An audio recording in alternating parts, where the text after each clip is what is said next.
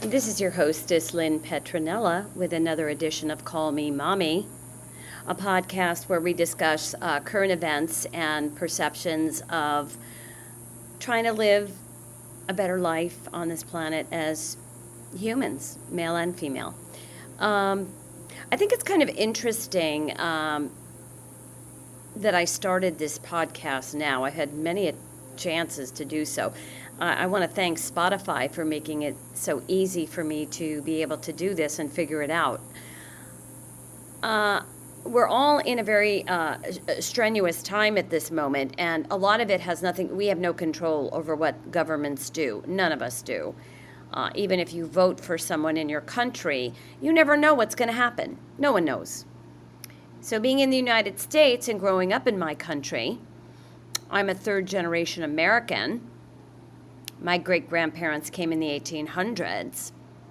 New York was just being built. They hadn't even built the bridges. They were just building the Empire State Building. So we were native New Yorkers. Everyone loved New York. And the people that came through Ellis Island came on boats. And to me, they were pioneers, and it took a lot of courage. And I consider myself a pioneer. I think there's like a pioneering spirit that comes with being an American. I don't know. It seems intrinsic in your DNA. And you'd have to grow up here to kind of understand that. But I do think that's intrinsic. And I do think our new president, President Trump, who's also a native New Yorker, he's got that in him too. Growing up, we were always led to believe, we were in the baby boom generation, that America was a great place. We were the heroes. We were the ones that saved people. Around the world, we had a great reputation as having tremendous integrity and spirit. The American spirit was alive. We were the good guys.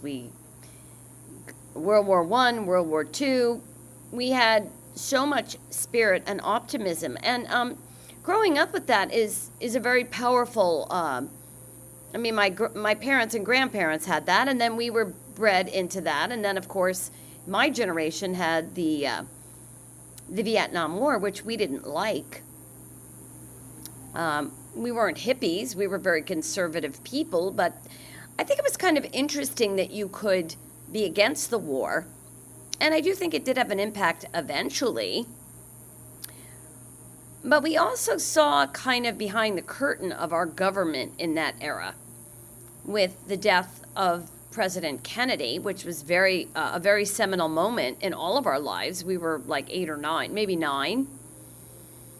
Very seminal moment because we were raised Catholic, and John Kennedy was a Catholic, even though he was a Democrat. Democrats were different then.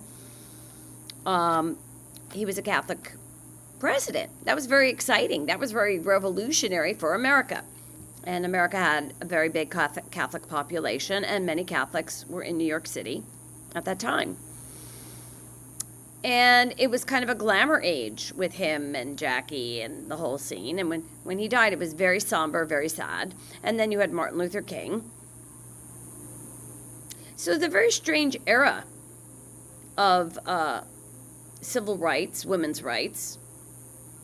And then you had Watergate with President Nixon. And I bring this up because Watergate was a nothing burger compared to what we've had to witness in our culture in the last 10 years. And unless you've lived through this, because a lot of the millennials never did, so they don't understand it. They don't understand a Donald Trump or a President Biden. They're old. They're older people. We grew up in a very different America. The millennials grew up in the 80s when everything was really hopping and popping and money and this and that. Fantastic, you know. It wasn't until 9/11 when the whole country saw what could really happen. And that was a devastation to us as a country, psychologically, emotionally, financially, and spiritually, that we were wide open to attack. We'd never had a war in this country, not that kind of an attack. And I bring it up because 50 people from my hometown were killed in that horrific experience on 9/11. Many of them I knew. And I don't think since 2001 America's ever kind of really completely recovered from that because it was such a blow. I'd say it's an ego blow. It was a total lapse of our intelligence. Whether it was on purpose or by accident, we're never going to know, because I don't really know how much our government did or didn't know, and we could get into that all day long. But it happened. It was tragic. And as a result of that, we got into a very long war, which none of us wanted, which bankrupted this country and saw a lot of devastation financially for the kids that were raised, the millennials. So I really love the millennials. They got a bad rap. They started out great, and then we had to go down this ditch. It's called life. Life goes up and down. But since we do have the American spirit, which I do think is one of the things that Donald Trump was trying to bring back, tomorrow is another day, like in the movie Gone with the Wind. You can always get up and do better and try. It was a big blow for America and Americans. And then as a result of the war, we took a lot of financial loss, and this is why our financial house in America has been so decimated, and that's why we have President Trump now trying to fix this, because what we're finding out is pretty horrendous. It's very upsetting. The American people were known for their goodness around the world. They're also known for their goodness in this country. And I think sometimes if you're too good, you can be taken advantage of. And I see that as what has happened. We were taken advantage by Europe, NATO, the United Nations, the World Health Organization. Everybody thinks America is the cash cow. Well, the cash cow can't keep giving cash when there's no cash. And that's coming off the backs of hardworking Americans. And we're finding out, thanks to Elon Musk, that many of this was trillions of dollars of just complete insanity, and which is very unfortunate because none of us knew this. So I'm going to say my entire working life, I've been giving money to things that we didn't believe in, and that's unfortunate. So now we sit here. We have an aging senior citizen population, and we have youth, and we have veterans, and everybody needs money for something. We all need it. So what President Trump is trying to do is get the financial engine running again, which we need desperately, and to create better deals for our country, which he's doing. And I'm so grateful for that. In the midst of all of this, we're cleaning up a mess from a very toxic president and a very toxic election. So America's dealing with some interesting times. So that's why I'm saying I don't think it's an accident that I'm starting this podcast now, because I'm an optimist. I always see like the glass half full. It's also an opportunity, because sometimes the further down you go, the higher you can rise. I've seen it in my own life, and I've seen it in other people's lives. America has been the giving nation for a long time, and you can't ultimately take advantage of that. And this is why Trump was elected, to fix up the financial mess and clean up what we've been giving to, where we're getting nothing in return, but they're going into fake programs, fake companies, and criminals. I mean, the money that's been wasted in our culture, it's very, very sad. So I wanted to kind of start today, this podcast today, with our what we really are dealing with. And not to be overly biblical, but I do think most of this is a very spiritual, there's always spiritual warfare. We're not struggling with flesh and blood. We're struggling with authorities and against the powers of darkness, the spiritual forces of evil. And those tend to be in high places. And I'm going to say those high places tend to be government and religion. And those are places where we tend to think always the best of people, which, you know what, America did have a lot of decency. I'm not going to just call out, but we did have one horrible president that we know for certain that Joe Biden was illegally installed. And we don't know by who or how. I think we kind of know, but we have to get to the bottom of all of this in order to revamp our system and make it fair.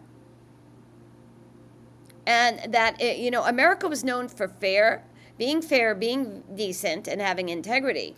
So the basic premises of what America is to most red-blooded Americans has been shaken. And I hope that we can get that back. I really do. Because I do think when we're united, we're a brighter light for the world. I hope we get it back for the rest of the world, because everybody looks to us and we're like, oh, okay, they're going to look to us. We better clean it up. We have to clean up the streets. We have to clean up our borders. We have to clean up the crime. We have to clean up our finances. We got a lot to clean up. And it's very unfortunate that these people were not held accountable way, way sooner.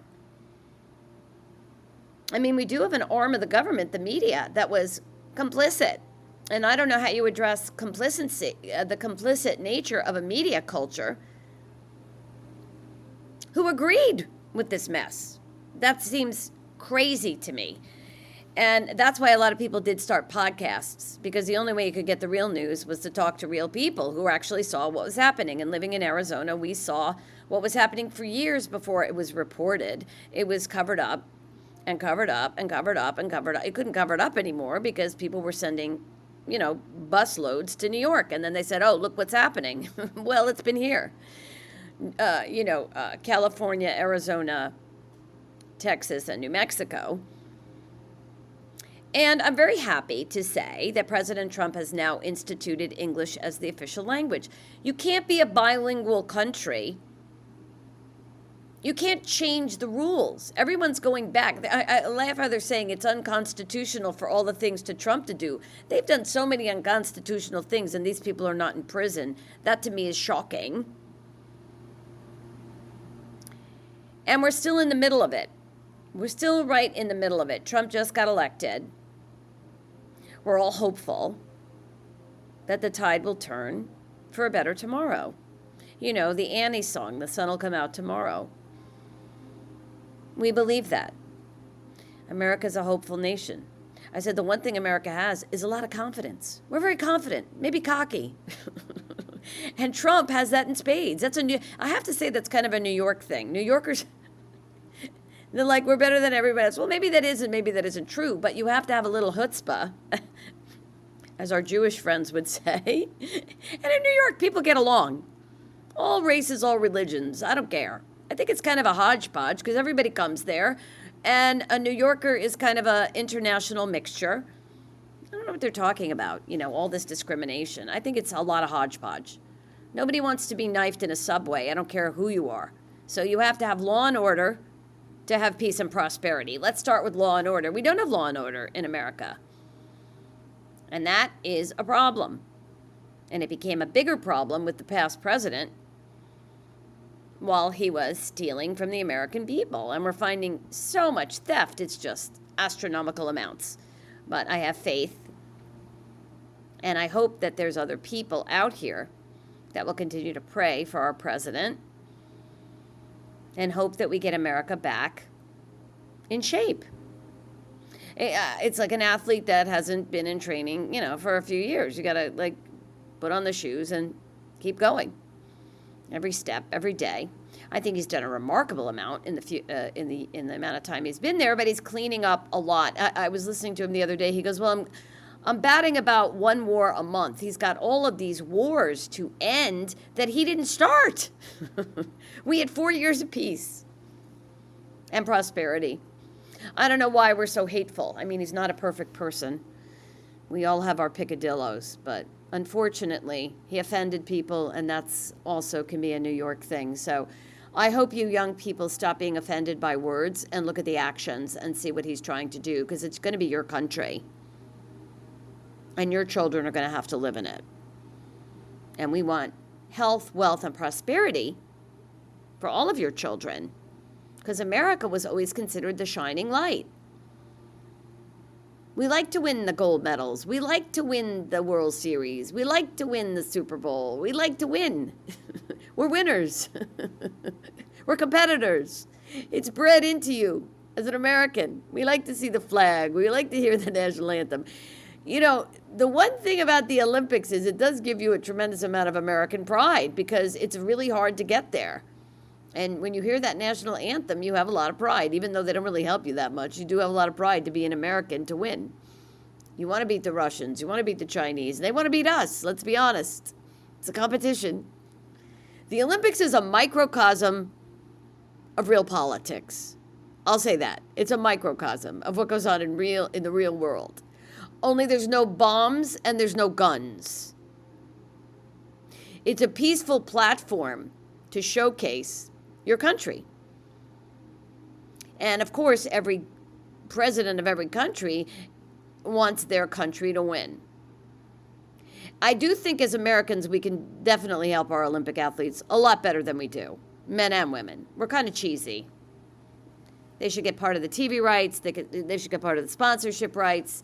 They should get something besides, a gold medal that they have to pay tax on, which is we're a little bit antiquated in that respect. Because it's not like going out and playing a baseball game. Some of the sports, I'm not talking about ping pong. They've added some things that I don't can really consider, the marathon, the decathlon. These are really difficult things. Some of these sports they've added, obviously it has to do with money, but I don't consider them Olympic sports, but that's me personally. But the marathon was traditionally considered the finale of the Olympic Games. The Olympics ended with that event. It was the exclamation point, because it was the epitome of the Olympic thing. And if you do the history of a marathon, they ran from marathon to, Olympia. And when they got there, they said Nike, which means victory, and then they died. So most marathon runners don't die, they actually live. So I want to leave you with that today and hope that we become the country with the light, and we can solve a lot of these problems and not get into any more war. Have a great day.